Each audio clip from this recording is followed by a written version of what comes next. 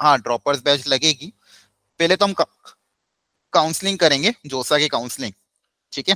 Try करेंगे कि उनको कोई भी गवर्नमेंट कॉलेज या एनआईटी मिल जाए।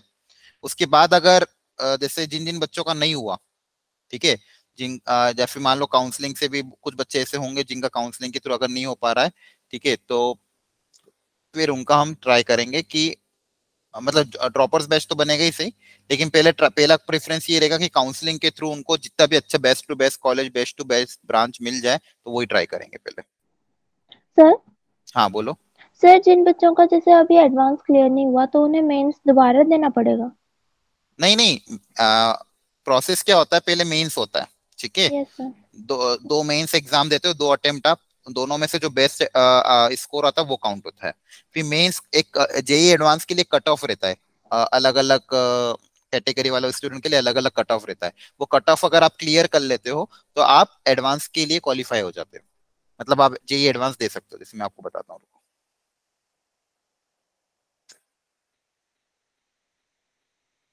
व्हाइट मार्कर है ना, हाँ अब ठीक है।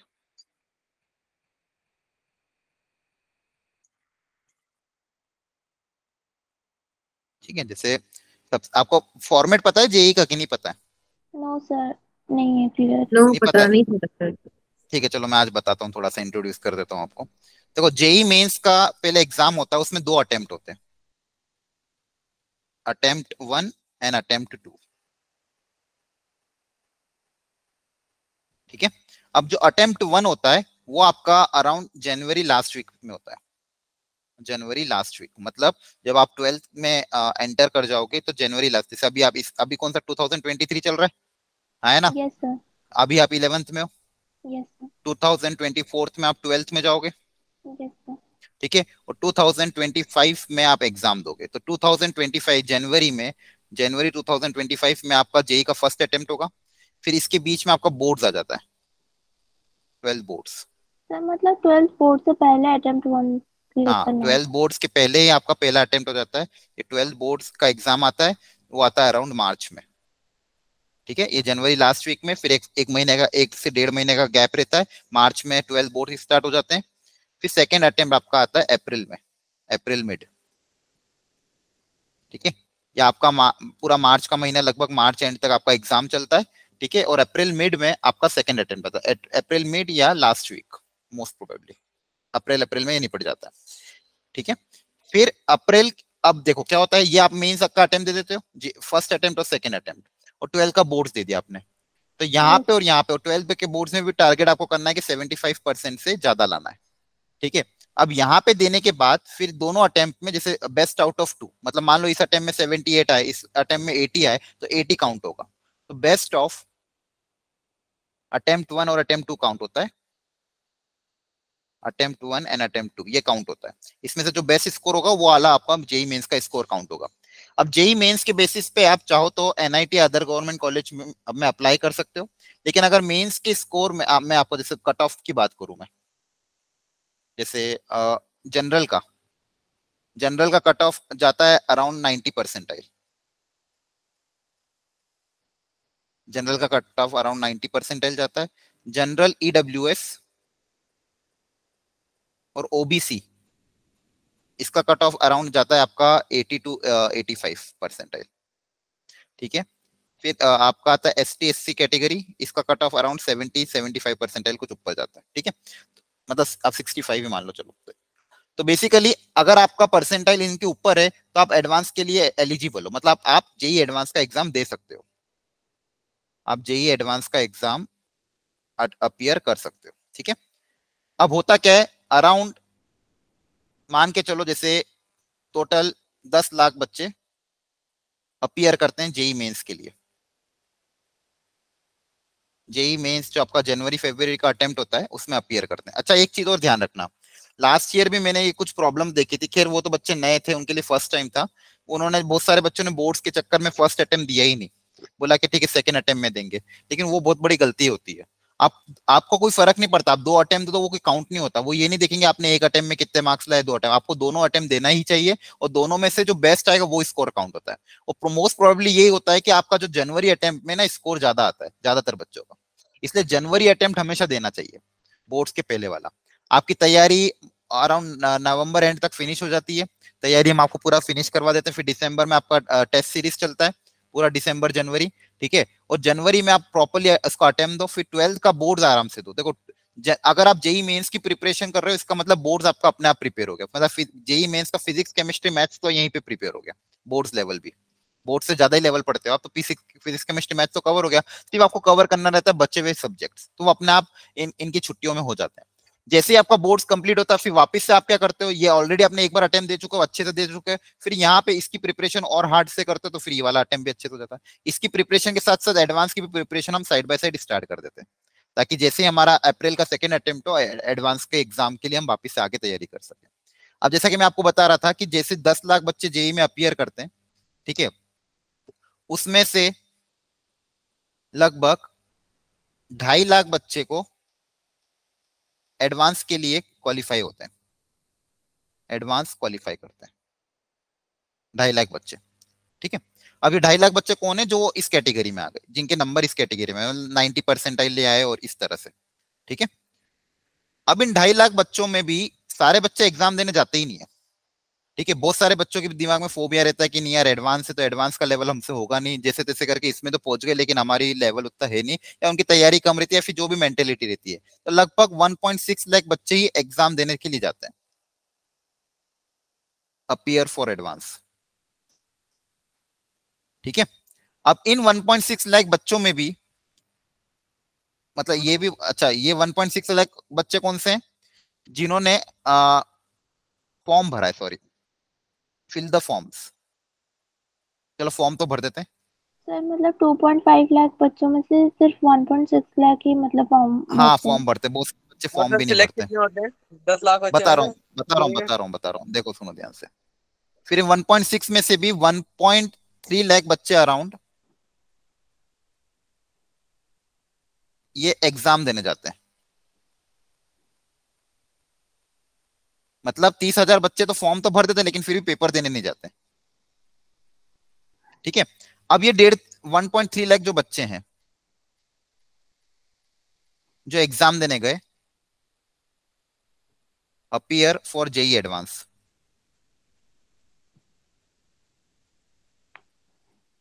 ठीक है। अब इसमें से लगभग 35, मतलब बेसिकली अगर आप मान के चलो नियरली 40,000 बच्चे, 40 to 50,000, 40,000 मान लो, 40,000 स्टूडेंट्स क्वालिफाई करते हैं।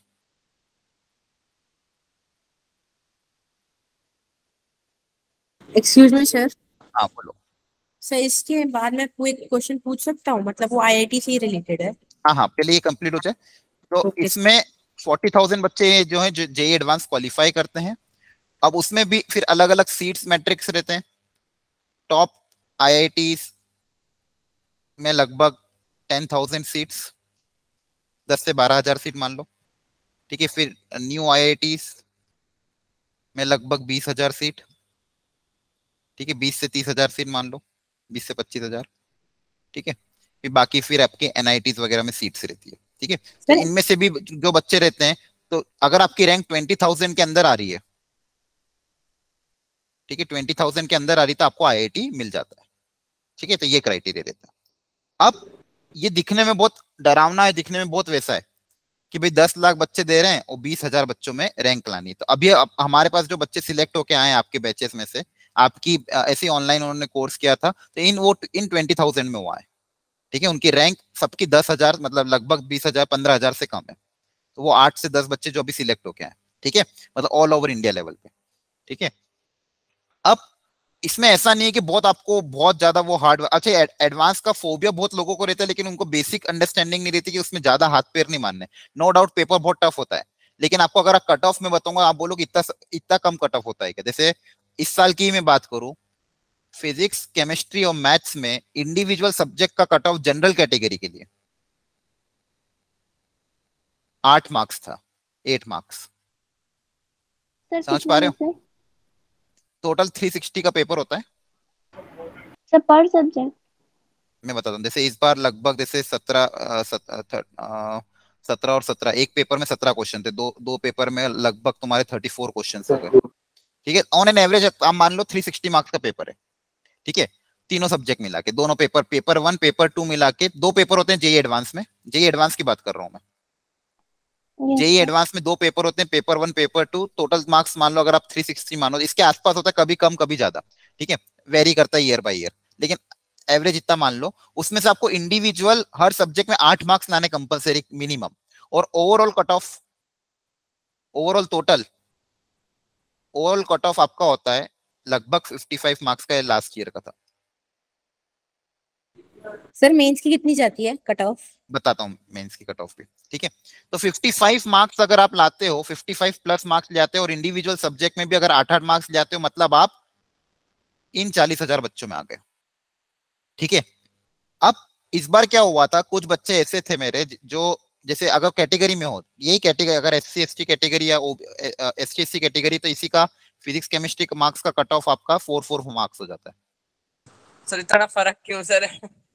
अब है जो है वो आप कुछ भी नहीं कर सकते, ठीक है। ये कैटेगरी में 4 मार्क्स हो जाता है इंडिविजुअल कट ऑफ, और ये वाला मार्क्स लगभग 30 प्लस कुछ रहता है, ठीक है। तो इस बार क्या हुआ, जैसे मेरे बहुत सारे बच्चे ऐसे थे जिन जो अब जो क्वालिफाई तो हो गए होंगे, जिनका क्वालिफिकेशन नहीं हुआ, उनमें कुछ बच्चे ऐसे थे जैसे उनका मार्क्स तो आ रहा था 58 59, ठीक है, उसमें वो फिजिक्स में लेके आ गए थे अच्छे मार्क्स, मैथ्स में लेके आ गए थे अच्छे मार्क्स, केमिस्ट्री में, तो कुछ बच्चों का मैथ्स का कट ऑफ क्लियर नहीं हुआ, कुछ बच्चों का केमिस्ट्री का कट ऑफ क्लियर नहीं हुआ, तो कुछ का फिजिक्स का कट ऑफ क्लियर नहीं हुआ। उन्होंने टोटल तो क्रॉस कर लिया, लेकिन इंडिविजुअल कट ऑफ में कोई 7 मार्क्स पे रह गया, कोई 6 मार्क्स पे रह गया, मतलब 1-2 नंबर से यहाँ पे रह गए। मतलब मान के, तो जैसे मान लो फिजिक्स में एक के 30 आए थे, मैथ्स में उसके 25 या फिर 32 आए थे शायद, हाँ 32 आए थे, और केमिस्ट्री में उसके नंबर आए थे 7। अब देखो कितना दुख हुआ होगा उसको, समझ पा रहे हो? गलती क्या कर दी उसने, केमिस्ट्री में ज्यादा अटेम्प्ट कर दिया, नेगेटिव करके आ गया, ठीक है। ओवरऑल उसका 60 प्लस चला गया था, कट ऑफ भी क्लियर हो गया था, अच्छी खासी रैंक आ जाती, मतलब 20,000 के अंदर रैंक आ जाती, लेकिन केमिस्ट्री में 1 मार्क्स से वो रह गया। तो ये सब चीजें होती, तो इसलिए खैर वो कुछ ही बच्चे, इसलिए इसको हम समझाते भी बहुत हैं कि भाई ज्यादा अटेम्प्ट मत करो, आपको ज्यादा जितना आता है उतना अटेम्प्ट करो। इंडिविजुअल सब्जेक्ट सबसे पहले कट ऑफ क्लियर कर लो, ये श्योरिटी ले दो कि हाँ मेरे individual subject cut off clear हो गया, ओवरऑल का भी टारगेट करो। कभी कभी जैसे इस बार क्या हुआ था, फिजिक्स का पेपर काफी आसान था, जे एडवांस का, ठीक है। इस साल का पेपर भी अगर आपको चाहिए होगा तो क्या नेट पे मिल जाएगा, चाहिए हो तो मुझसे अलग से मांग लेना। तो इस बार देखा गया था फिजिक्स पेपर बहुत इजी आया था, केमिस्ट्री मीडियम लेवल का आया था, मैथ्स टफेस्ट लेवल आया था, ठीक है। तो फिजिक्स में बच्चों ने बहुत अच्छा स्कोर किया, मतलब लगभग 30-30 40-40 नंबर फिजिक्स में लेके आ गए थे। तो मैथ्स में अगर वो बच्चे 10 नंबर भी ले आते ना, तो भी उनका ओवरऑल कट ऑफ क्लियर हो जाता। तो गलती कहाँ पे हो गई उनसे, उन्होंने ज्यादा अटेम्प्ट करने के चक्कर में नेगेटिव कर दिया, सब्जेक्ट कट ऑफ क्लियर नहीं हुआ। नहीं तो वही जो अभी 8 बच्चे जो सिलेक्ट हुए, वही बच्चे अभी 12 या 15 होते, ठीक है। तो कुछ बच्चे ऐसे रह गए थे। अब अगर मैं आपके बताऊं मेंस की बात, तो मेंस में भी ऐसा कुछ नहीं है कि मेंस में भी आपको ऐसा नहीं कि बहुत ज्यादा मार्क्स लाने हो, ठीक है। इसका भी मैं आपको एक डेटा आपको शेयर करूंगा कि कितने मार्क्स पे कितनी रैंक आ जाती है, ठीक है। आपको आइडिया है कितने मार्क्स लाने रहते हैं 90% क्रॉस करने के लिए? No sir. एनीवन? कितने मार्क्स का पेपर होता है मेंस का? सर 90 के समथिंग 300 नंबर का होता है ना? हाँ देखो, आप अभी पेपर दे रहे होंगे ना, आप लोग, एक सेकंड, एक ब्लैंक पेज ऐड कर देता हूँ।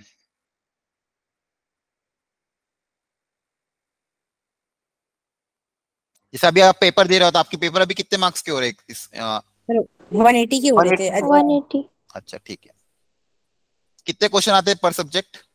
15। 15। ठीक है, 15। 15, ओके। मैं आपको एग्जाम का पहले वो बता देता हूँ कि एग्जाम आपका कैसा होता है। जेई मेंस का जो आपका एग्जाम होता है, ठीक है, उसमें फिजिक्स केमिस्ट्री मैथ्स 3 सब्जेक्ट होते हैं इसमें, यस सर। ठीक है। इन हर सब्जेक्ट में 20 ऑब्जेक्टिव क्वेश्चन होते हैं, इसमें भी 20 ऑब्जेक्टिव, मतलब सिंगल करेक्ट, मल्टीपल करेक्ट नहीं, इसमें भी 20 ऑब्जेक्टिव क्वेश्चन। क्लियर है? अब इसके बाद आपको 5 सब्जेक्टिव करने रहते हैं, इंटीजर टाइप, इंटीजर टाइप लिख देता हूं जिसका आंसर इंटीजर में आता है। इसके 5 इंटीजर, 5 इसमें आपको टोटल 10 क्वेश्चन दिए जाते हैं, 10 में से आपको 5 क्वेश्चन सिलेक्ट करने रहते हैं, मतलब ऑप्शन 10 क्वेश्चन देंगे आपको, उन 10 में से आपको कोई भी 5 करने रहते हैं। तो 5 इंटीजर टाइप हो गए, 10 आपके हो गए कितने ऑब्जेक्टिव टाइप, तो कितने हो गए टोटल? ये 25 क्वेश्चन आया ना? Yes sir. ये भी 25, ये भी 25, तो टोटल नंबर ऑफ क्वेश्चंस कितने हो गए? 25 75 75। 75 क्वेश्चन। टोटल क्वेश्चंस कितने हो गए? 75 क्वेश्चंस। अब इन 75 क्वेश्चन में हर क्वेश्चन आता है 4 मार्क का। कितने मार्क का? 4 मार्क का। तो करो कितना आ रहा है ये? 300 300 मार्क्स। तो 300 मार्क्स का आपका जेई मेंस का पेपर होता है। जेई मेंस के जो 2 अटेम्प्ट होते हैं कितने मार्क्स के होते हैं? 300 मार्क्स के। क्लियर हुआ यहाँ तक? Yes sir, clear. Yes sir. अब आपको मैं ये बताता हूँ जनरल के हिसाब से, ओवरऑल बता रहा हूँ कि कितने मार्क्स लाने पे 90 परसेंटाइल क्रॉस हो जाता है या फिर बेसिक आपका एडवांस का कट ऑफ क्लियर हो जाता है। सर 99 बताना सर प्लीज। परसेंटाइल और परसेंटेज में अंतर क्या होता है? 99 लाना तो पूरे 200-250 क्रॉस कर लो बस। ठीक है, 99 नहीं अपन बताना, एवरेज बताऊंगा मैं आपको कि आपको मिनिमम इतने लाओगे तो आप ज्यादा लाओ तो अच्छी बात है, आप 300 ले आना। ठीक है, परसेंटाइल और परसेंटेज में अंतर क्या होता है? वो एक अलग डिस्कशन चला जाएगा। ठीक है, परसेंटेज आपका नॉर्मल जो आप अभी 12th क्लास या 11th क्लास में जो स्कूल का परसेंटेज होता है वो अलग चीज होती है। परसेंटाइल एक्चुअली क्या होता है, उसमें नंबर ऑफ स्टूडेंट्स काउंट होते हैं।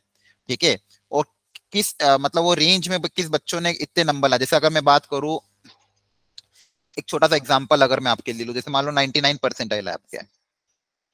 ठीक है, तो इसका मतलब ये कि जितने बच्चों ने भी एग्जाम अपीयर किया उसमें से 1% बच्चों से आप आगे हो। मतलब सॉरी, मतलब बेसिकली ये समझो कि जैसे मान लो 10 लाख बच्चों ने एग्जाम दिया। ठीक है, तो 10 लाख का 1% कितना हो जाएगा? बोलो, निकालो। 10 लाख का 1% करो, 10,000 आएगा। Yes sir.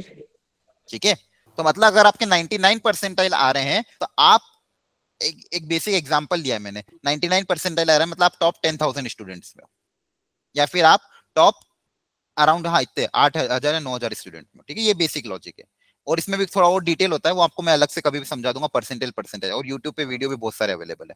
खैर अभी उस पर फिलहाल नहीं आ जाते हैं। आपको मैं ये आइडिया दिखाता हूँ कि आपको कितने मार्क्स लाने होंगे मेंस। अच्छा, मेंस में इंडिविजुअल कट ऑफ कुछ नहीं होता है। जैसे एडवांस में मैंने आपको बताया कि ये इंडिविजुअल कट ऑफ होता है सब्जेक्ट वाइज, मेंस में ऐसा कुछ नहीं है। मेंस में आपका टोटल स्कोर काउंट होता है, लेकिन उसमें भी आप ऐसा मत करना कि एक सब्जेक्ट पूरा ही छोड़ दो, क्योंकि आपका यहाँ पे भी क्या होता है, इंडिविजुअल सब्जेक्ट वाइज परसेंटाइल आता है। जैसे फिजिक्स में आपका कुछ स्कोर आया उसका परसेंटाइल, केमिस्ट्री का परसेंटाइल, मैथ्स का परसेंटाइल, फिर इन तीनों का आपका एवरेज काउंट होता है, तो एवरेज टोटल परसेंटाइल।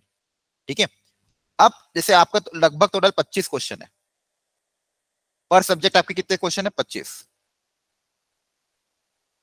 तो अगर आप ऑन एन एवरेज, आपको मैं मिनिमम बात बता रहा हूं, ठीक है, अगर आप 10 से 12 क्वेश्चन अगर पकड़ लो, 12 क्वेश्चन कम से कम, अगर 12 क्वेश्चन अगर आप सही करके आ जाते हो तो आप आराम से 90 परसेंटाइल क्रॉस कर लोगे। ठीक है, आराम से। ये मैं जनरल की बात बता रहा हूँ।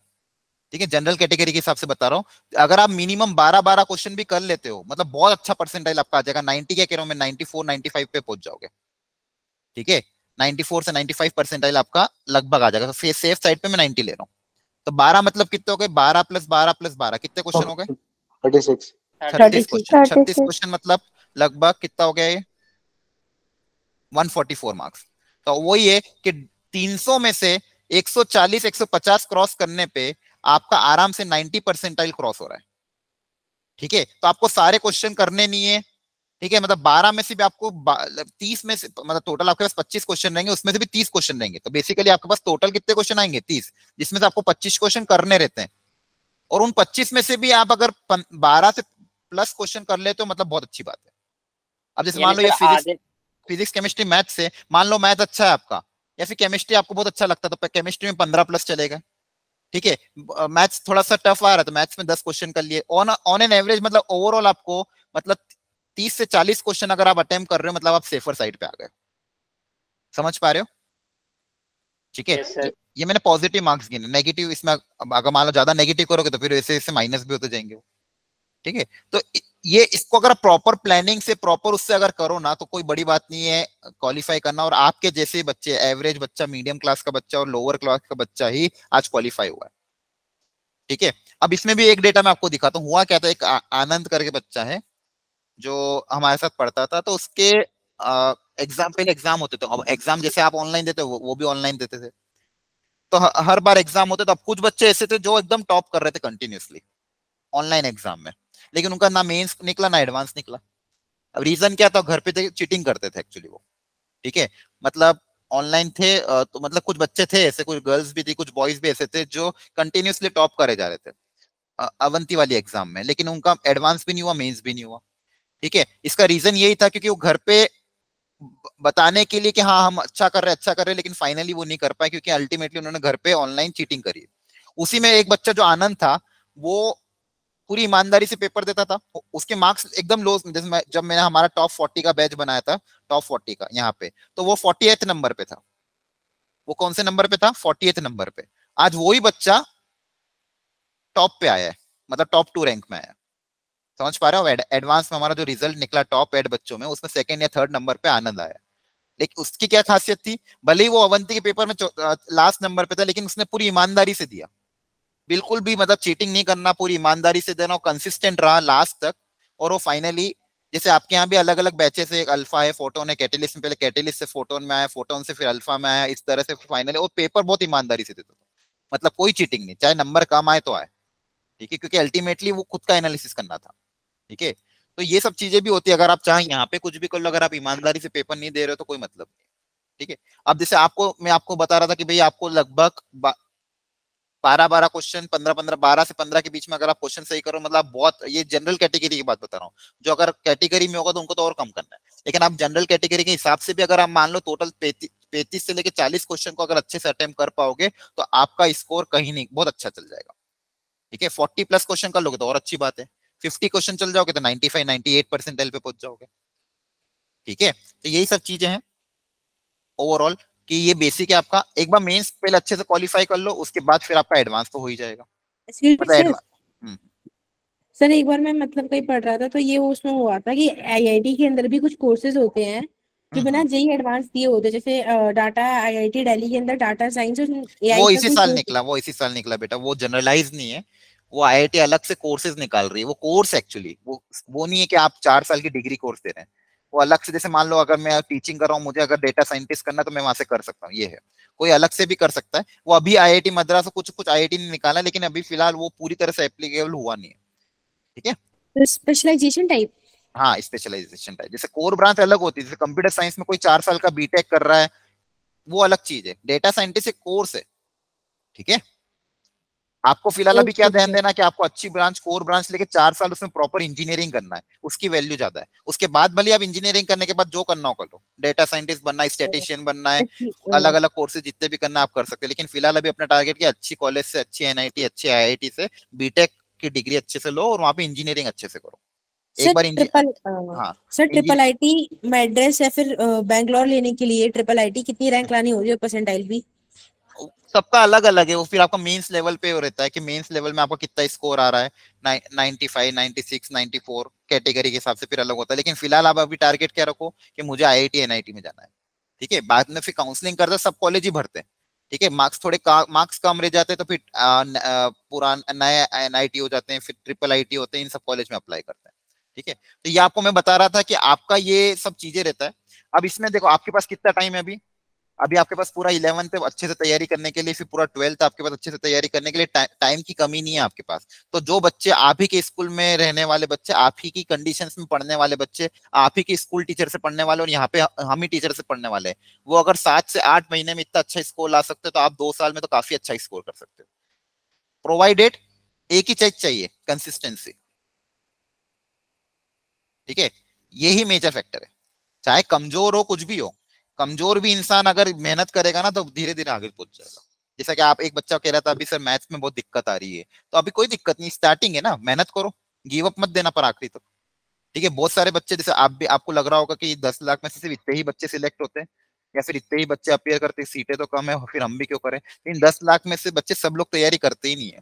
ठीक है, सिर्फ ये एग्जाम देने वाले बच्चे हैं जो अपियर करते हैं। सीरियस तैयारी करने वाले बच्चे बहुत कम होते हैं, सीरियस मेहनत करने वाले। ठीक है, वो बच्चे आप मान के चलो इतने ही होंगे जो सीरियसली तैयारी करे। तो आपको अपने आप को इनमें काउंट नहीं करना। अगर आप तैयारी कर रहे हो तो आपका कंपटीशन इनके साथ ही है। ठीक है, बस यही है। आपको ये भी नहीं देखना, आंकड़े पे अभी मत जाना कि यार इतने सारे बच्चे मेरी क्लास में, इतने बच्चे में क्या पता मेरा नंबर आएगा कि नहीं आएगा, वो मुझसे आ गया, ये मुझसे आ गया। आपको किसी से कंपेयर नहीं करना, पर आपको खुद का एनालिसिस करना, योर ओन। आप कंपेरिजन कभी नेवर एंडिंग प्रोसेस है और उसमें कभी भी आप मतलब सीख नहीं पाओगे। आप बस खुद का कंपैरिजन करो, अगर आज आपका लेवल यहाँ पे, तो आपको धीरे धीरे इस लेवल को आगे बढ़ाते जाना है। कंसिस्टेंसी मतलब क्लास में रेगुलर अटेंड करना है, मॉड्यूल अगर आपको दी जा रही तो मॉड्यूल आपको सॉल्व करना है। कोई आपको घर पे भी बोलेगा नहीं बार बार, ना आपके पेरेंट्स बोलेंगे ना टीचर्स बोलेंगे। आपको जब अगर काम दे दिया गया है तो आपको अपनी ईमानदारी के साथ वो काम करना है। तो ऑनेस्टी और कंसिस्टेंसी ये दो चीजें तो रखनी पड़ेगी। ऑनेस्टी कहाँ कहाँ पे? टेस्ट पेपर अपीयर करने में, क्लास के दौरान पूरी कंसंट्रेशन के साथ क्लास पढ़ो, ठीक है। होमवर्क करो, तब पूरी ईमानदारी के साथ होमवर्क सॉल्व करो, ठीक है। ऐसा नहीं कि घर वालों को बोलना पड़े आपको कि भाई कर लो। आप 11th में आ गए हो ना, 10th तो रहा नहीं है, निकल गई 10th, अब आप 11th में आ गए। तो अब आपको, अगर आपका टारगेट हाई है कि मुझे आपको अगर आईआईटी में जाना ही है, ठीक है, तो आईआईटी में जाने के लिए आपको इन सारी सीढ़ियों को क्रॉस करना पड़ेगा, ठीक है। कंसिस्टेंसी और ऑनेस्टी, बस ये दो चीज। बाकी आपके टीचर्स आप पे बहुत मेहनत कर रहे हैं, ठीक है। देखो एक चीज और ध्यान रखना, चाहे कोचिंग कोई भी हो, चाहे कितनी बड़ी से बड़ी कोचिंग क्यों ना हो या कितना बड़ा से बड़ा टीचर क्यों ना हो, ठीक है, किसी के भी सिलेक्शन में ये फैक्ट है, किसी के भी सिलेक्शन में टीचर, कोचिंग या किसी भी इंस्टीट्यूट का सिर्फ 30% रोल रहता है, रेस्ट 70% रोल उस इंडिविजुअल स्टूडेंट का रहता है, ठीक है। चाहे वो कोचिंग जाए या ना जाए, या फिर ऑनलाइन पढ़े ऑफलाइन पढ़े, बेस्ट टू बेस्ट टीचर के साथ भी क्यों ना पढ़ ले, 70% रोल बच्चे का रहता है और 30% रोल टीचर का रहता है।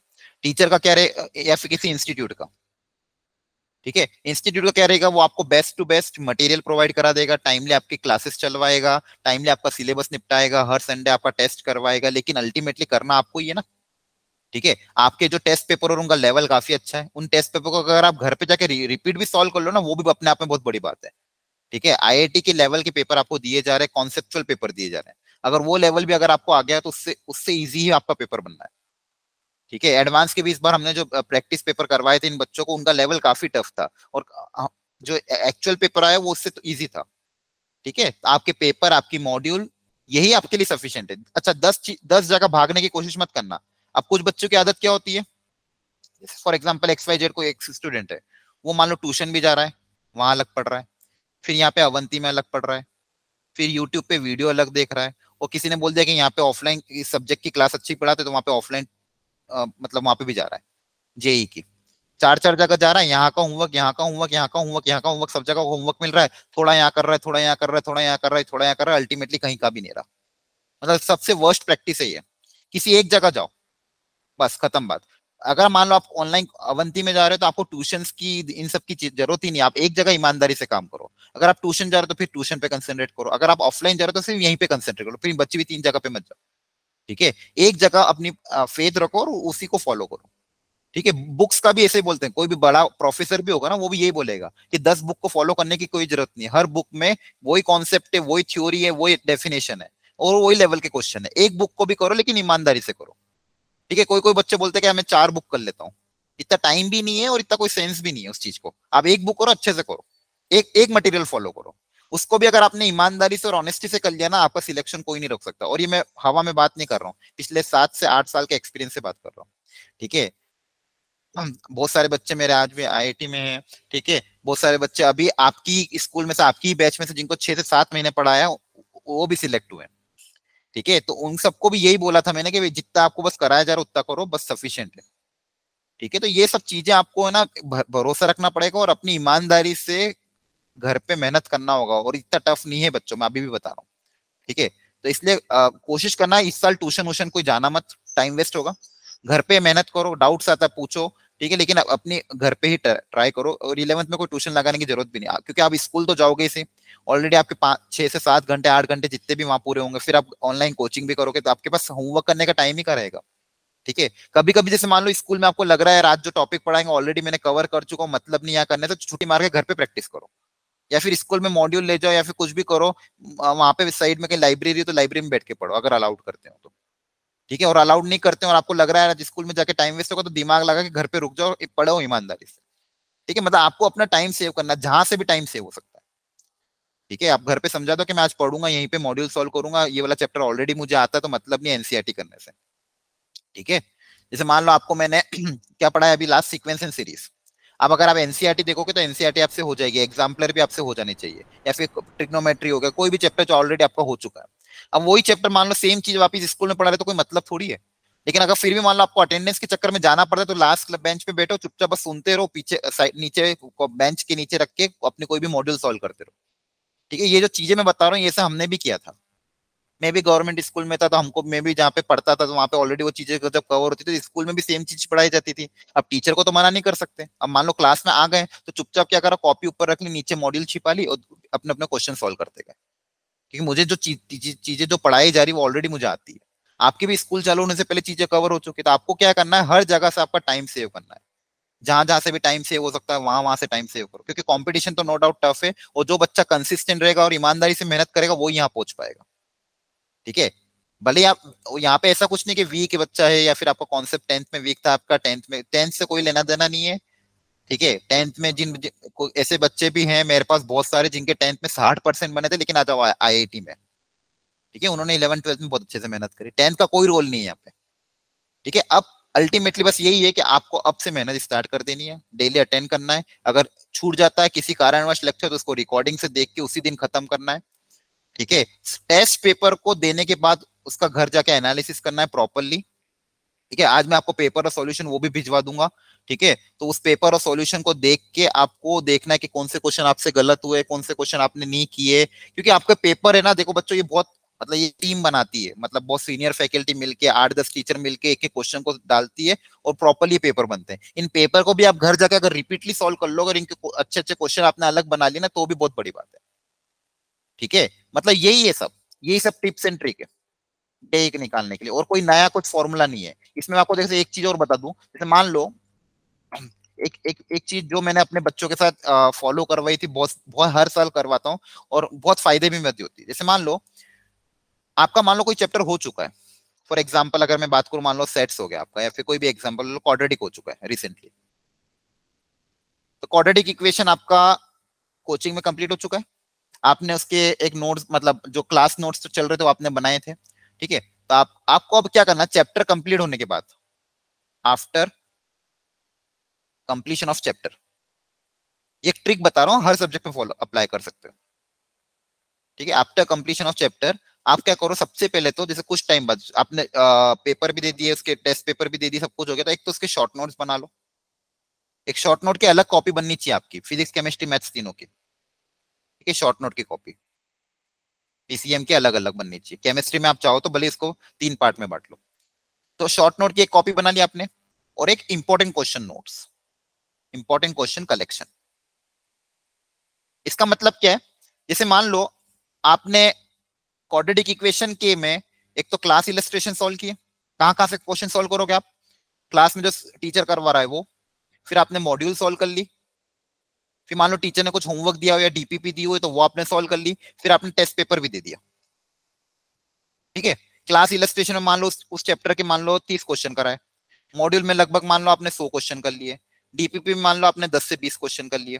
ठीक है, टेस्ट पेपर में मान लो उसके आपने 2 टेस्ट पेपर दिए तो मान लो 30 क्वेश्चन हो गए, तो मान लो ओवरऑल आपके 200 क्वेश्चन हो गए। इन 200 क्वेश्चन में से आपके कुछ क्वेश्चन अटके होंगे, कुछ क्वेश्चन ऐसे होंगे जो आपको लग रहा है यार ये बहुत अच्छे क्वेश्चन है, मतलब कॉन्सेप्चुअल क्वेश्चन है, कुछ क्वेश्चन होंगे जो रिपीट होंगे जो आपको सही नहीं लगते हैं। तो इन 200 क्वेश्चन में से आपको मतलब लग रहा है कि मान लो मॉड्यूल से, क्लास इलस्ट्रेशन से या डीपीपी या टेस्ट पेपर में से ये 30 से 40 क्वेश्चन काफी अच्छे हैं, मतलब इंपॉर्टेंट हो गए, इंपॉर्टेंट, कॉन्सेप्चुअल, और जो आपको अटके, जो आपसे नहीं हो रहे थे, आपके डाउट वाले क्वेश्चन, जो आपने, कुछ क्वेश्चन ऐसे होंगे जो डाउट बताने के बाद समझ में आ गया होगा, लेकिन कुछ क्वेश्चन ऐसे होंगे जो डाउट बताने के बाद भी आपको लग रहा है मैं बाद में भूल सकता हूं, तो ऐसे क्वेश्चन को आपने यहाँ पे कलेक्ट कर लिया।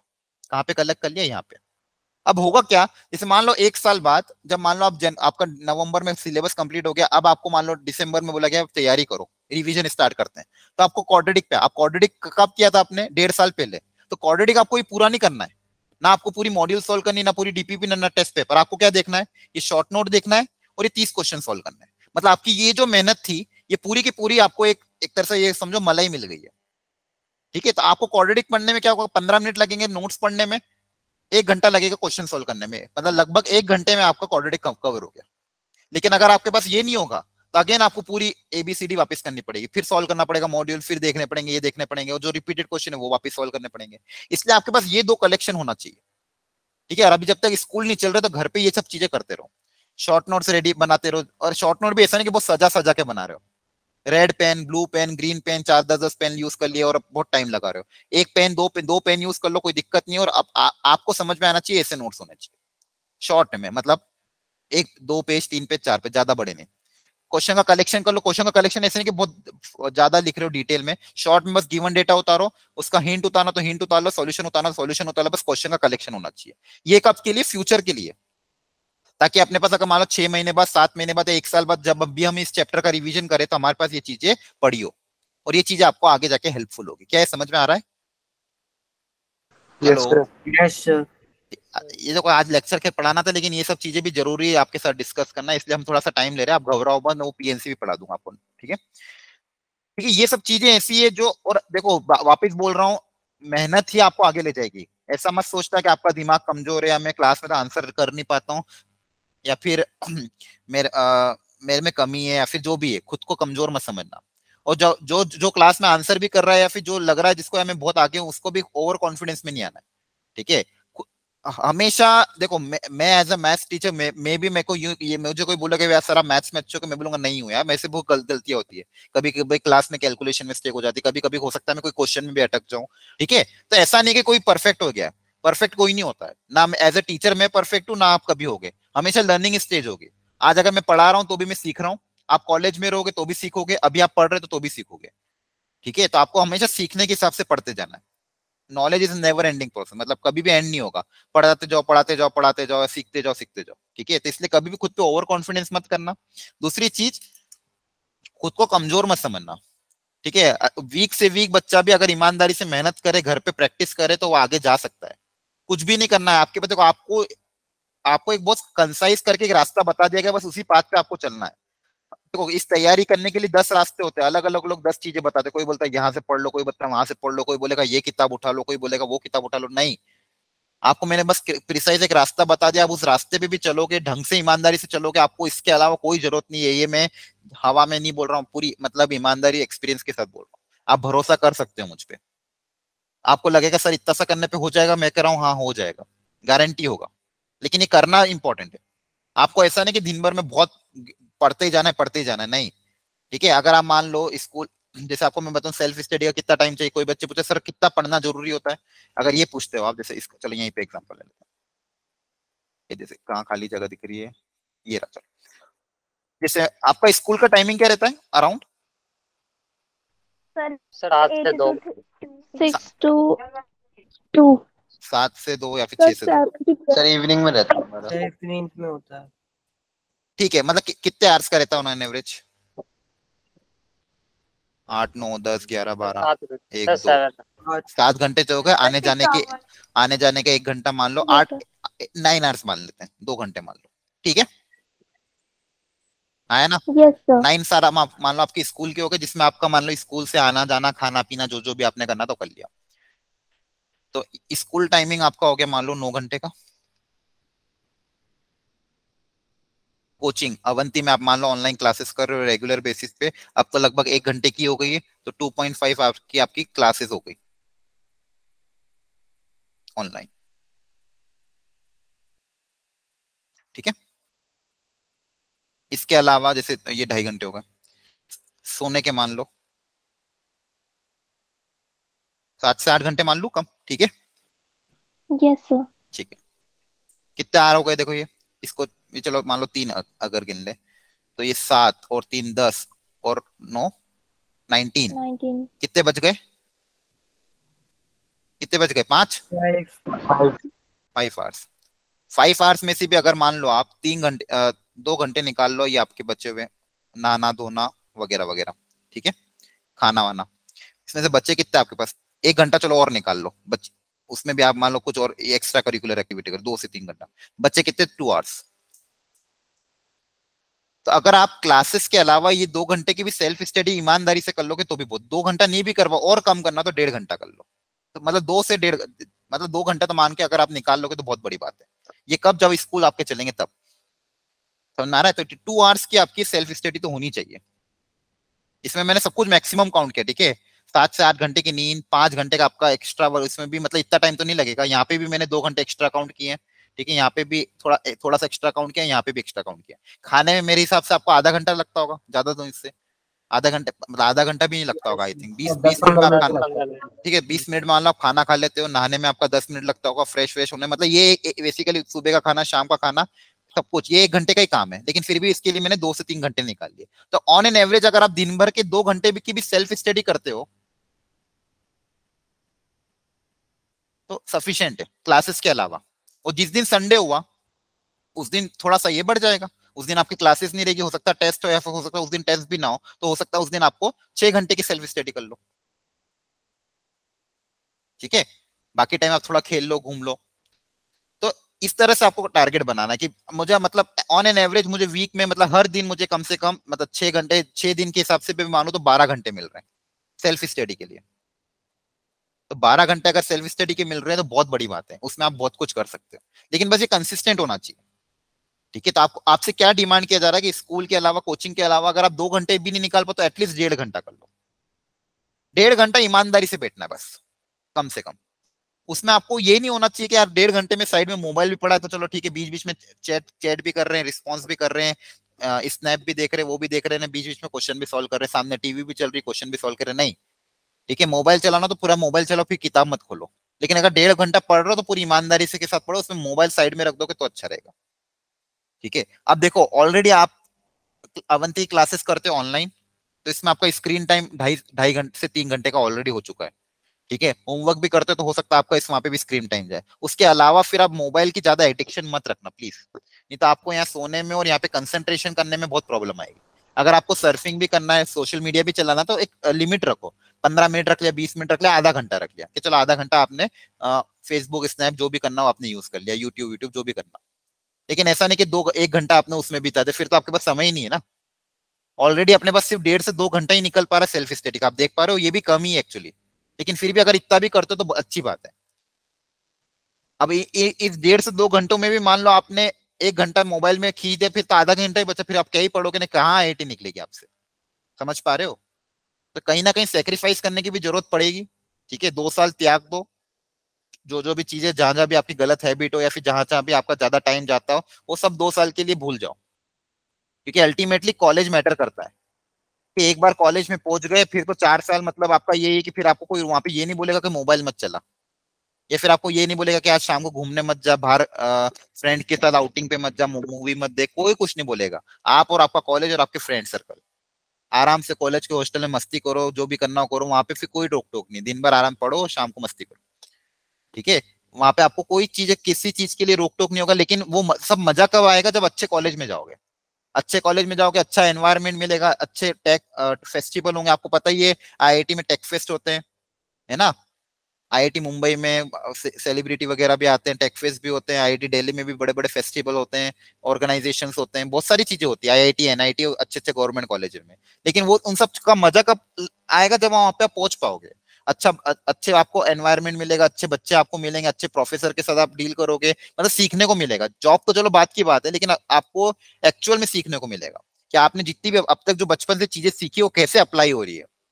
ये जो फिजिक्स में आप लॉ पढ़ते हो, आप मैथ्स में जो चीजें कैलकुलेशन करते हो कैसे अप्लाई हो रहे, कहाँ पे इनका यूज होता है, वो प्रैक्टिकल एप्लीकेशन आपको इंजीनियरिंग में सीखने को मिलेगा।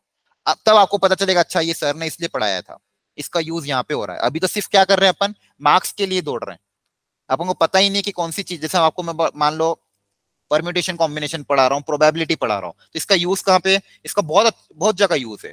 हॉस्पिटल में इसका यूज है परम्यूटेशन कॉम्बिनेशन का, कैसीनो में इसका यूज है, बहुत सारी जगह यूज है, ठीक है। लेकिन ये सब चीजें कब पता चलेगी, जब आप इंजीनियरिंग एप्लीकेशन में जाओगे। फिजिक्स में आप इतने सारे कॉन्सेप्ट पढ़ते हो, इनका यूज कहाँ पे समझ में आएगा, इंजीनियरिंग में जब आप जाओगे, तो आपकी ये जो पढ़ेगा इसका मतलब निकलेगा। लेकिन उसके लिए अच्छा कॉलेज चाहिए, और अच्छे कॉलेज के लिए आपको कुछ चीजें सेक्रीफाइस तो करनी ही पड़ेगी, ठीक है। मोबाइल सेक्रीफाइस करना, गर्लफ्रेंड सेक्रीफाइस करना, मतलब सेक्रीफाइस का मतलब ये है कि रख दो उनको थोड़े दिन के लिए, मतलब बोल दो भैया 2 साल है, अभी हमको खुद पे टाइम देना है, अभी हम कहीं और टाइम इन्वेस्ट नहीं कर सकते, ठीक है। मूवीज हो गया, जो भी हो गया, जो भी चीजें आपको लगती है जहां पे आपका टाइम वेस्ट होता है, अगर कुछ पाना है तो ये सब चीजें रोकना ही पड़ेगा। कोई शॉर्टकट, कोई दूसरा रास्ता नहीं है, ठीक है, अभी भी बता रहा हूँ। और ऐसा मत सोचना कि मेरा मैं दिमाग बहुत तेज है, मैं तो ये भी मैनेज कर लूंगा, ये भी कर लूंगा, नहीं। अच्छे अच्छे बच्चे भी रह जाते हैं, हर साल देखा है मैंने, रह ही गए इस बार भी। इंडिविजुअल कट ऑफ क्लियर नहीं हुआ जिन बच्चों का, जो उनको सोच रहा था कि यार मैं तो क्लास में सब कुछ अच्छा हूँ, मेरे मैं आंसर भी देता हूँ, सब कुछ हो जाएगा। कंसिस्टेंसी और ईमानदारी नहीं रखोगे, कहीं के नहीं रहोगे। और ये कंसिस्टेंसी, ईमानदारी और ये रखोगे ना, फिर चाहे कुछ भी हो आपका सिलेक्शन जरूर होगा। किस्मत किस्मत कुछ भी नहीं होता है, ठीक है, कोई कुछ नहीं होता है कि कोई सोचता है कि मेरी तो किस्मत ही खराब है, वो तो कुछ होता ही नहीं है। ईमानदारी से मेहनत, यही एक रास्ता है, और इसके अलावा कोई रास्ता नहीं है। फिर चाहे आप टॉप कोचिंग में क्यों ना चले जाओ।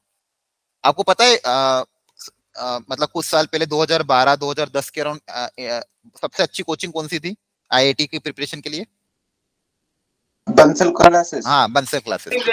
ठीक है, मतलब उन्होंने स्टार्ट किया था एक्चुअली कोटा में सब कुछ करना, लेकिन उनका खुद का बेटा आईआईटी में नहीं हो पाया था, पता है आपको?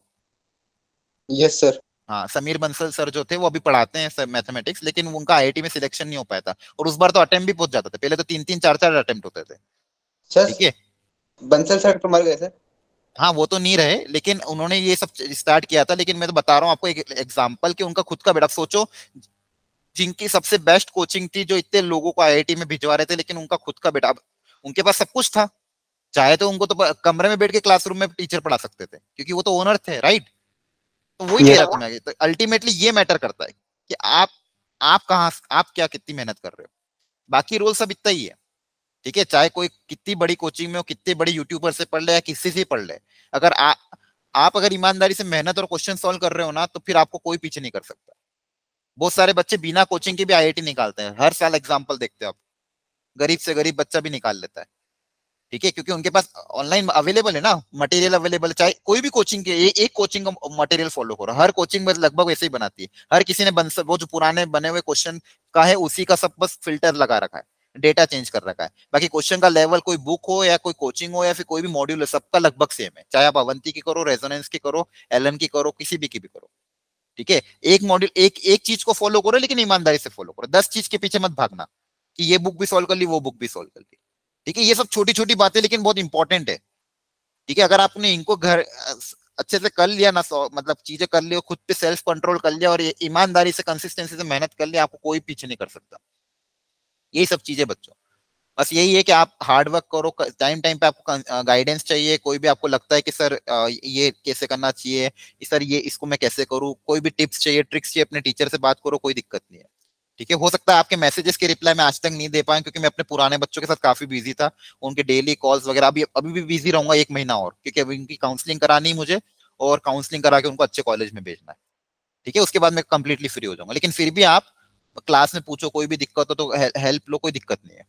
लेकिन अपनी तरफ से ईमानदारी से मेहनत करते जाओ, बस और कुछ नहीं चाहिए। ये जो मैंने आपको बताया ना, एक तो शॉर्ट नोट बनाओ, इलस्ट्रेशन सॉल्व करो, ये भी अगर नहीं हो पाता तो अभी कोई दिक्कत नहीं है। पहली प्रायोरिटी क्या है आपकी, कि आपके मॉड्यूल सॉल्व होनी चाहिए, मॉड्यूल सॉल्व होने चाहिए। और जो टेस्ट पेपर है, जो टेस्ट पेपर वो आपको सॉल्व करना है। ये शॉर्ट नोट और ये तो क्या बाद में बनाते रहना, अगर आपके पास टाइम अभी नहीं है तो मत बनाओ। लेकिन अगर आपकी स्कूल नहीं चल रहे हैं, अभी अगर स्कूल बंद है, तो आप ये काम कर सकते हो, जो चैप्टर हो चुके हैं उनका। ठीक है, आपकी पहली लेकिन प्रायोरिटी क्या होनी चाहिए, कि आपके क्लास इलस्ट्रेशन आप अच्छे से उनको देखो, उनकी थ्योरी अच्छे से समझो, उसके बाद मॉड्यूल और टेस्ट पेपर जो हो चुके मॉड्यूल और जो टेस्ट पेपर हो चुके उनको आप अच्छे से सॉल्व करो, उनका कलेक्शन करते जाओ। मतलब आपके डाउट और कॉन्सेप्ट क्लियर होने चाहिए, खत्म बात। हो सकता है आप मान लो मॉड्यूल के 15 क्वेश्चन सॉल्व करो, आपसे 2 ही हो, कोई दिक्कत नहीं है। लेकिन एटलीस्ट उन 18 मतलब बच्चों के 13 क्वेश्चन को सॉल्यूशन से समझने की कोशिश करो। ठीक है, या फिर अपने टीचर से पूछो, वो समझना ही अपने आप में अचीवमेंट है। ये नहीं है सोचना आपको कि यार मैंने 15 क्वेश्चन अटेम्प्ट किए, मुझसे सिर्फ 2 हुए और आप डिमोटिवेट हो गए। नहीं, कोई बात नहीं, आज 2 हुए, कल 3 होंगे, और 1 महीने बाद हो सकता है 6 हो जाए। धीरे धीरे धीरे बढ़ेंगे, स्टेप बाय स्टेप। एक ही दिन में आप जेम्स बॉन्ड नहीं बन जाओगे। ठीक है, ये प्रोसेस है, ये कोई एक दिन की, ऐसा नहीं कि एक दिन में कोई भी आईआईटी क्लियर कर लेगा। ठीक है, ये पूरी मेहनत होती है, तब जाके बच्चा वहां पहुंच पाता है। ना कोई एक दिन में होता है, ना 1 महीने में होता है, ना 2 महीने में होता है। ये धीरे धीरे धीरे धीरे हर दिन की थोड़ी थोड़ी थोड़ी मेहनत काउंट होती है, और फाइनली बच्चा उस वहां पे पहुंचता है। ठीक है, इसलिए ये सब चीजें आपको करनी है, अगर सही में अगर वहां जाना है तो। और नहीं जाना तो कोई दिक्कत नहीं है, एंजॉय करो अपनी लाइफ। ठीक है, बस यही है, यही बोला जाता है, हर हमको भी यही बोला गया था, आपको भी हम यही चीज समझा रहे हैं कि 2 साल की मेहनत होती है, उसके बाद चीजें हमारे हिसाब से चलती है। आपको खुद को अच्छा कंफर्टेबल फील होगा, आप खुद के फिर प्राउड फील करोगे, यार नहीं है मेरी वो 2 साल की मेहनत है, आज मैं आईआईटी में हूँ, मजा आ रहा है। और फिर बाद में क्या होता है, रिग्रेट होता है। मान लो आपने कहीं ना कहीं मान लो मक्कारी करी, कोई ना कोई आपने गलत चीजें कर ली, और फिर अल्टीमेटली आपका जब सिलेक्शन नहीं होता है ना, रोते हैं, लिटरली रोते हैं। आज बच्चे रो रहे हैं जिनका सिलेक्शन नहीं हुआ, जिनका मेंस में स्कोर कम आया। ठीक है सर, हमारी क्लास में साला हमसे पीछे था बच्चा, लेकिन उसने ईमानदारी से वो चला गया आज आईआईटी में, और मेरे को प्राइवेट कॉलेज में नहीं मिल रहा है, और फिर जो भी प्राइवेट कॉलेज मिल रहा है वहां डोनेशन देना पड़ रहा है। ठीक है, कर तो लोगे इंजीनियरिंग, लेकिन वो किसी काम की नहीं रहेगी ना। अल्टीमेटली आप वो आपके अंदर यही रहेगा कि मैंने मेहनत नहीं करी। ठीक है, मेहनत करो, और मान लो नहीं भी होता है, लेकिन आपने मेहनत भी करी और आपको लगता है कि नहीं यार मैंने अपनी तरफ से ईमानदारी से मेहनत करी, हो सकता है मेरे पहले बार में सिलेक्शन नहीं हुआ, कोई बात नहीं, 1 साल और ट्राई कर लूंगा, उसका गिल्ट नहीं होता है। लेकिन आप गिल्ट कब होता है कि आप जब मक्कारी करते हो फिर जब रिजल्ट नहीं निकलता है।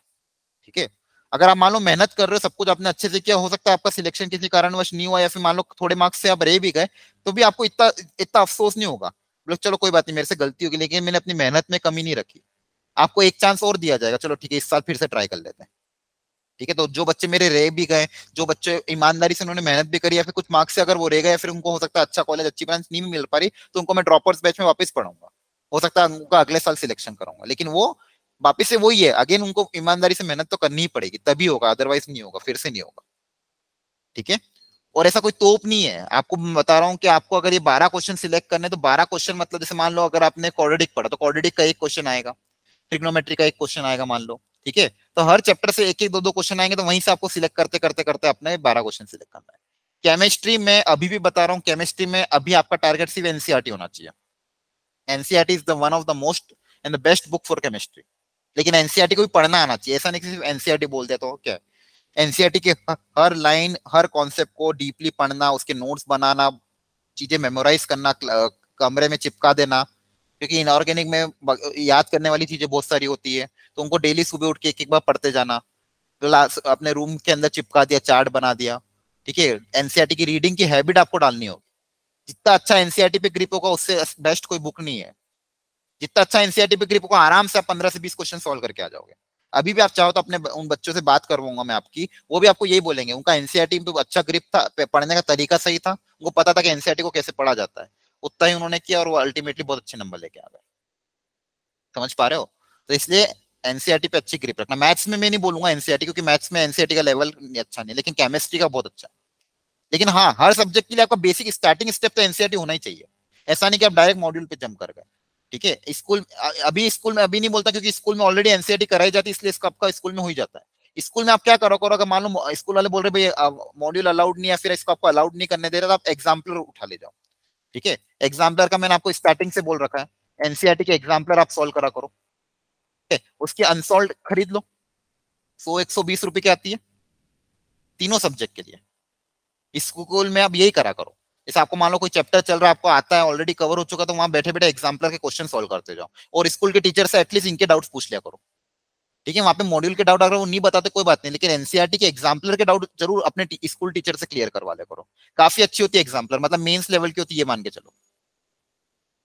ठीक है, तो एनसीईआरटी के एग्जाम्पलर आपके पास होने चाहिए, तो अपने ये स्कूल टीचर से आप अपने डाउट्स इनके क्लियर कर सकते हो। स्कूल में तो अब देखो 9 घंटे इन्वेस्ट कर रहे हो ना, सबसे ज्यादा टाइम वहीं जा रहा है आपका, समझ पा रहे हो?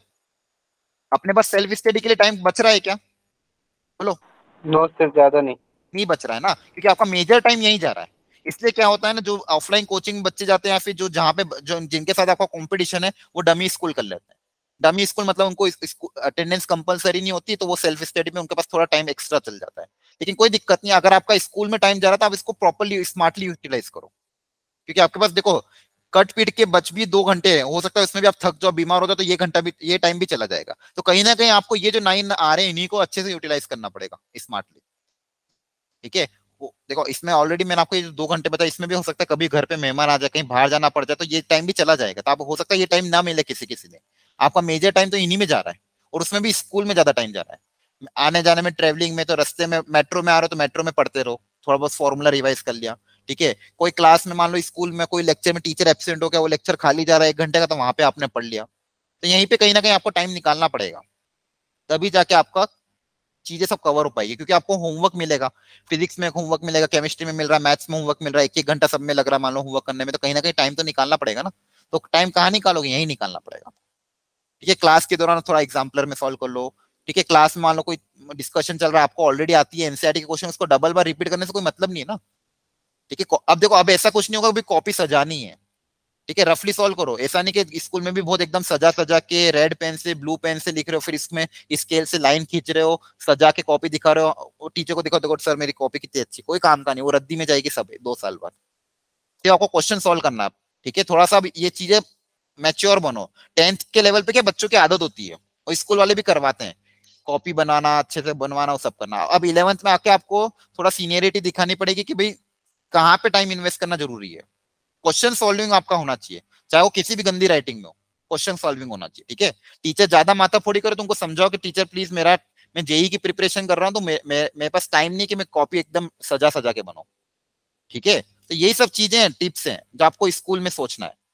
समझ पा रहे हो? हेलो, ज्यादा ओवर हो गया क्या आज? No no sir. हाँ सर। सर। ठीक है, तो ये सब चीजें जो है ना बच्चों, ये मैं करता था, और अपने बच्चों को भी मैंने बोला, वो भी यही करते थे स्कूल में जाके। आप ही के स्कूल में, गवर्नमेंट स्कूल के बच्चे जिनको मैंने लास्ट ईयर पढ़ाया है, ठीक है, आप ही के स्कूल के बच्चे, आपके सीनियर स्टूडेंट है, वो भी यही करते थे। एग्जाम्पलर ले जाते थे, अवंती की मॉड्यूल ले जाते थे, या फिर जो भी जीरोक्स करा लेते हैं। जैसे मान लो कोई चैप्टर है, पीडीएफ है, जीरोक्स करा ली, प्रिंट आउट निकाल ली 2-3 पेज की, उसको वहां पे किताब के नीचे चिपकाया, उस क्वेश्चन सॉल्व कर रहे हैं, किसी को पता भी नहीं चल रहा है। वो शर्माना नहीं है। हो सकता है कुछ बोले ये तो ज्यादा ही पढ़ रहा है आजकल, समझ में आ रहा है? आपके कुछ बच्चे जो इस तो तैयारी नहीं कर रहे होंगे, आपको वो हो सकता है टीज करें कि इतना क्यों पढ़ रहा है, क्या करना क्या नहीं कर रहा। हो सकता है आपको शर्म भी आए, क्या क्या सोचेंगे लोग, मैं फोकट में इतना पढ़ रहा हूँ। तो उन सबसे आपको वो सब चीजें नहीं सोचनी, आपको पढ़ना है। आपका पीछे बैठ जाओ, लास्ट बेंच पे, सेकंड लास्ट बेंच पे, या मिडिल में, जहां पे भी बैठते हो आप, लेकिन आप अपना इस तरह से आपको टाइम यूटिलाइज करना है। जिस दिन आपका क्लास में कुछ नहीं हो रहा, हाँ केमिस्ट्री में अच्छा कोई चैप्टर पढ़ा रहे हैं सर, केमिस्ट्री का अच्छे से एनसीईआरटी का पढ़ा रहे हैं, तो एकदम कंसंट्रेट होकर सुनो, डाउट्स पूछो वहां पे कि सर इस लाइन का मतलब क्या है, डीपली सोचो, एक्स्ट्रा लेवल पे सोचो। ऐसा नहीं कि टीचर ने जो लाइन बोल दी बस वहीं तक सीमित हो गए, ठीक है। केमिस्ट्री में मान लो आपके टीचर कुछ पढ़ा रहा है और आपको थोड़ा सा एक्स्ट्रा लेवल पे सोचता, अगर ऐसा होता तो क्या होता है, ऐसा होता तो क्या होता, टीचर से अपने डाउट्स क्लियर करो, शर्माना के नहीं वहां पे, ठीक है। तो केमिस्ट्री अपनी एनसीईआरटी लेवल स्कूल में भी अच्छे से प्रैक्टिस करो, घर पे आके मतलब कोचिंग में तो आप कर ही रहे हो।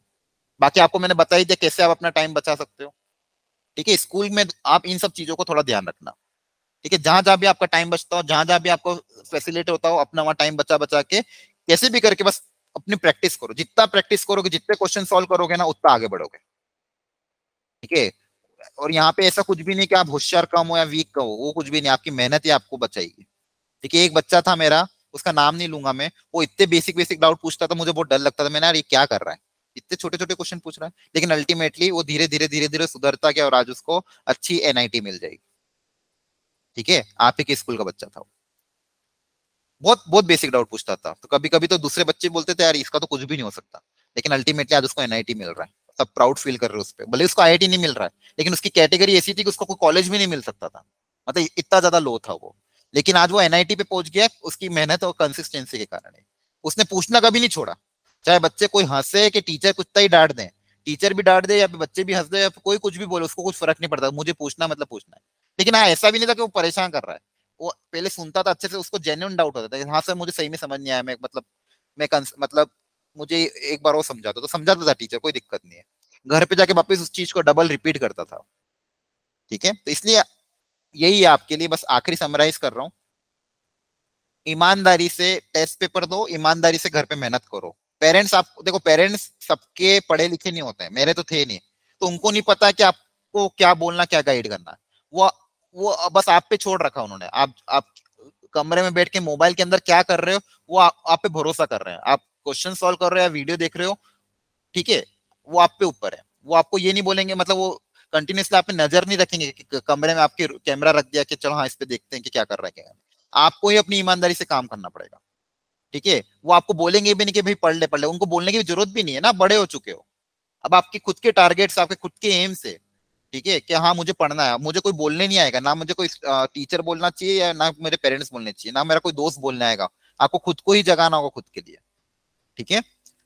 बस यही है, देखो बाकी हमारे ऊपर है, आपको जो हम नोट्स को मिलती जाएगी, टाइमली सब मिलता जाएगा, लेकिन पढ़ना आपको ही अल्टीमेटली, ठीक है। इसलिए ये थोड़ी सी मेहनत, घर पे अपना टाइम टेबल बनाओ, शेड्यूल बनाओ, कब क्या करना है, किसको कब को कितना पढ़ना है, ठीक है। ये सब चीजें अगर आप करते रहोगे ना, तो अल्टीमेटली आपको कोई नहीं रोक सकता आगे बढ़ने से, ठीक है। बाकी हम गाइडेंस के लिए तो हैं ही, ठीक है। कोई भी प्रॉब्लम आती, कोई भी दिक्कत आती तो पूछो हमसे। क्लियर है सबको? Yes sir. चलो ठीक है, अब बेस यही है। अब घर जाके थोड़ा सा खुद को जगाओ, अब तक नी भी जगे हो, अब तक आपने मान लो नी भी तैयारी करी हो, तो अभी भी टाइम है, अभी भी टाइम गया नहीं, अभी भी बहुत समय आपके पास बाकी कि आप सुधर के नई जर्नी स्टार्ट कर सकते हो, और अल्टीमेटली ये 2 साल बाद आप बहुत अच्छी जगह पहुंच जाओगे। ठीक है, चलो सर। हाँ बोलो बेटा। सर मेरा एक बेसिक डाउट है सर, हाँ, वो मतलब जो एलएन का था ना सर, मतलब हाँ मेरे हाँ भैया के एलएन के मॉड्यूल हैं बहुत हाँ पहले हाँ के 2019 हाँ के सर। हाँ हाँ हाँ, तो सर उसे कर लो जब तक अवंती के मिलते हैं। बिल्कुल बिल्कुल, कोई दिक्कत नहीं। अगर आपके पास कोई मटेरियल घर पे होना, चाहे वो किसी भी कोचिंग का हो, करो, कोई दिक्कत नहीं बेटा। ठीक है, लेकिन ओके सर। अगर मान लो जैसे मान लो अगर आपको मान लो मैंने अवंती का कोई मॉड्यूल दे रखा, उसका अगर डिस्कशन हो रहा है क्लास में, ठीक है, तो फिर आपके अगर कोई डाउट्स क्लियर नहीं हो पाएंगे तो दिक्कत आएगी। ठीक है, जैसे मान लो मैंने आपको अवंती का मॉड्यूल दिया है फिलहाल, ठीक है, और आप उसका फिर क्लास में आपका डिस्कशन भी चल रहा है, तो आपको पहली प्रायोरिटी तो ये होनी चाहिए कि आप उनको फटाफट सॉल्व कर लो। अगर आपके पास टाइम बचता है, आपके पास कोई ऑफलाइन मटेरियल है, तो आप वो भी सॉल्व कर सकते हो। प्रॉब्लम क्या है, जैसे मान लो आपने एलन का कर लिया, आपको कोई डाउट आ गया, तो आप फिर या तो आप क्या करोगे, टीचर से पूछोगे, टीचर टाइमली बता देगा, अच्छी बात है, लेकिन क्लास क्लास डिस्कशन में फिर अगर आपने मान लो क्लास डिस्कशन वाले नहीं किए, तो आपको वहां पे नुकसान होगा। ठीक है, यस सर। हाँ उनको रखो, कोई दिक्कत नहीं, आप जब भी टाइम मिले, एक्स्ट्रा टाइम मिले, करते जाओ। हाँ, और किसी को कोई डाउट है? Anyone else? ठीक है, तो बच्चों आप अपने हिसाब से टाइम शेड्यूल बनाओ, आपका कैसे पढ़ना है, क्या पढ़ना है, सब कुछ आपको मैंने समझा दिया है। घर पे जाके थोड़ा सा खुद के लिए एनालिसिस करो कि कहाँ आपका टाइम ज्यादा वेस्ट हो रहा है, कैसे आपको करना चाहिए। ठीक है, उन सब चीजों पे ध्यान दो और स्टार्ट करो। हाँ बोलो, कोई कुछ कह रहा था? सर उनमें डिफरेंस नहीं होता? डिफरेंस होता है यार, क्वेश्चन का लेवल का अप डाउन होता है। ठीक है, मैं अभी प्रीफर यही करूंगा, अभी आप फिलहाल एलन की मॉड्यूल सॉल्व ना करो, क्योंकि इसका लेवल थोड़ा सा टफ है। आपको जो मॉड्यूल दी जा रही है वो मेंस लेवल की है, और मतलब एडवांस लेवल की भी है, लेकिन उसमें क्वेश्चन का जो रेंज है वो काफी अच्छा है, इजी मीडियम हार्ड सब है। ठीक है, ओके। बहुत बहुत सोच समझ के वो मॉड्यूल बनाई गई है आपके लिए। ठीक है, और कोई डाउट? सर क्वेश्चन प्रैक्टिस के लिए कौन सी बुक बेस्ट हो सकती है, मतलब सारे तीनों सब्जेक्ट के लिए, फिजिक्स केमिस्ट्री मैथ?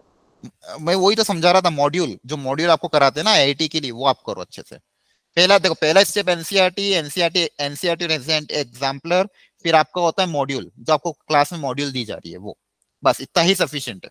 फिर भी आपके पास अगर टाइम बच जाता है, आपको लग रहा है और एक्स्ट्रा क्वेश्चन प्रैक्टिस करने की जरूरत है, तो आप मांग लो टीचर से अलग से।